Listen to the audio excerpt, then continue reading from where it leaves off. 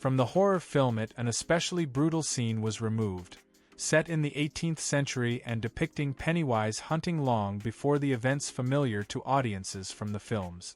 This episode did not make it into the first part of the duology, however director Andy Muschietti hopes to present it in an extended version of both films. The director of it said that while working on the films, he seriously considered the possibility of delving deeper into the past of the sinister creature.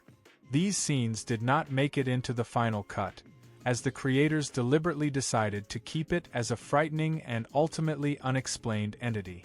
One of the key deleted episodes was a story set in the 17th century that could have proven too heavy even for a standard adult rating. According to the creators' intent, the scene did not explain the origin of the monster itself, but showed the origins of a strange fog affecting the townspeople and the reason why adults eventually stopped noticing the horror taking place. The plot revolved around a woman running with an infant and taking refuge in a cabin. It was here that the manipulative influence of it was meant to manifest, and a certain mythological pact was formed, determining the fate of the town for centuries to come. The finale of the scene was especially dark and brutal. Pennywise, presented in his primordial form, forced the woman to make a terrifying choice in order to save her child and family. The viewer was meant only to hear what was happening, while the heroine turned away toward the fire in the fireplace. According to the director, this very moment became the reason for abandoning the inclusion of the scene in the theatrical version of the film.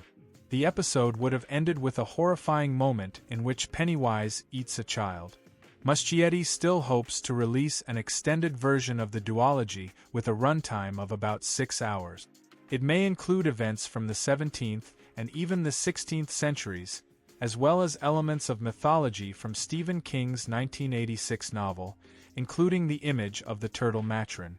At the same time, the director is developing the prequel series It Welcome to Derry, the first season of which is set in 1962 and is supplemented by flashbacks to the early 20th century.